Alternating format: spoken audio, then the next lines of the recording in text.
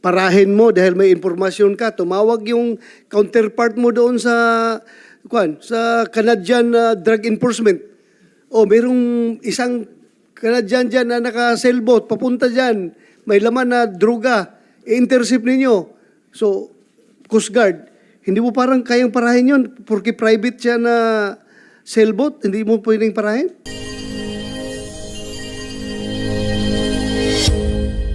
Hindi po yan covered ng subjudice rule, sabi ng Supreme Court. But anyway, that's beyond the, sabihin ko lang sa inyo, sinabi ko lang yan. Mr. Chairperson. Yes, go ahead, sir. Lahat po ibibigay po namin sa inyo, Okay lahat nga. po ng Kaya nga sir, session po. kaya nga ibibigay yung, po namin. kaya nga yung, tawag ito, yung executive session natin, Yes, sir. I'm willing to hear everything. Yes, sir. Lahat po ng info gusto nyo, bibigay po namin sa inyo Okay, po sir. lahat. Yes, sir. Thank you, thank you. Thank you for that. So, para hindi ma-break ito, bago tayo meron pang gusto magsalita about this? Mr. Meron pa? Sir, Yes, sir. at this point lang po, anyway, nandito na rin po lahat. I would just like to emphasize na archipelagic tayo, marami tayong isla.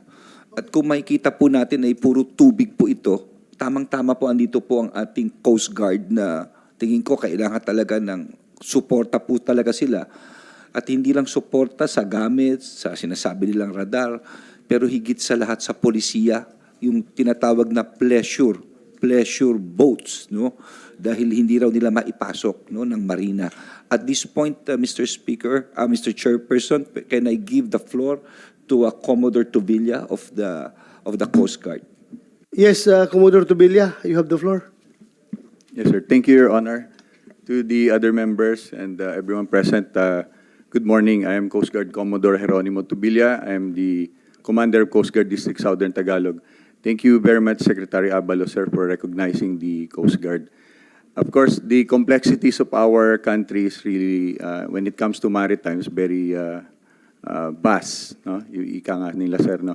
And there's a dire need for us to strengthen our policies and capacitate the Coast Guard in improving our technical capacity in monitoring such boats or watercrafts within our coastal areas and our sea lanes, sir.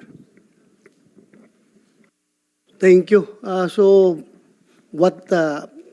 anong mga gusto mong pulisiya na pwede natin i-amend? May mga batas ba kayong pwedeng i-amend para to capacitate you some more? Yes, sir. I do believe, sir, that the Marina has amendments for the Memo Circular 2019-01 or the regulations of pleasure yachts in our country. And as the enforcing body of Marina regulations, we are hoping that this amendment will soon come into reality so that we could strengthen our inspections on this pleasure yacht, sir. Okay. You please coordinate with Marina. And kung kailangan ng Marina ng legislation para dyan, coordinate with us para gawan natin. Yes, Your Honor. Kasi yung sabi mong i-amend ng Marina is, what's that, executive order? Or It is a memo circular, a sir. memo circular, so purely administrative in nature. So if you want it to be a legislated law, then coordinate kayo sa Marina and my COMSEC is ready to accommodate everything that you want done as far as legislation is concerned. Thank you, Your Honor. Thank you very much. So you want to say something? Captain Anggi. Ano ka ni Anggi na 76? Ha? Pamangkin. Yes, Sir Honor. To the Honorable Chair, good morning, sir, and to the rest of the attendees of this committee meeting. I am Coast Guard Captain Joe Mark Angge, the Deputy Chief of Coast Guard Staff for Maritime Safety Services, CG8. So I would like to take this opportunity to mention to this committee that we need some legislation so that we can better perform our function in checking, particularly this pleasure yacht. So as per our current policy, the pleasure yachts are not subjected to our inspection unless it is being used to carry passengers or cargo. But if it is for personal use, we have less jurisdiction on that. And in aid of legislation, may we recommend, since we are in an archipelagic country, we have more than 7,600 islands. So maybe we can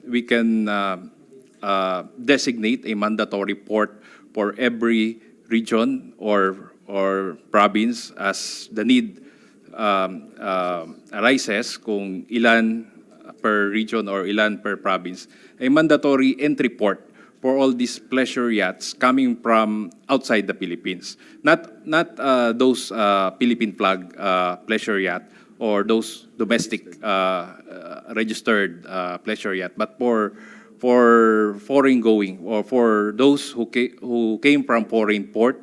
So this is for the purpose of cost efficiency, for the purpose for on the part of the government, be it the Coast Guard, customs, immigrations, and quarantine. So before they will be heading, since most of the activities of the pleasure yacht, ang pinupuntahan nila is itong mga island or mga resorts na pwede sila magstay coming directly from outside the country.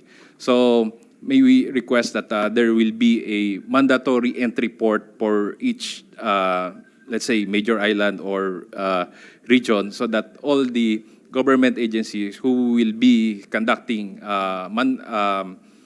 boarding formalities dun sa port na yun, sir, para wala silang dediretsohan na didikitan na diretsong port or resort na pwede nilang puntahan, but on that mandatory port. Okay, we will do that. We will do that.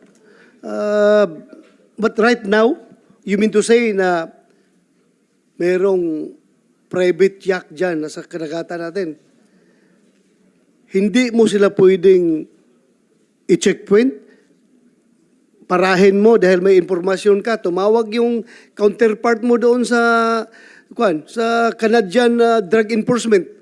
O merong isang Canadian dyan na naka-sailboat, papunta dyan, may laman na droga, i-intercept ninyo.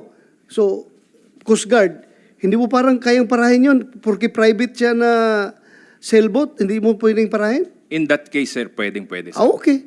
So, gusto mo yung legislation talaga na obligado silang lahat magpa-inspection once they enter Philippine territory? Yes, sir. Okay.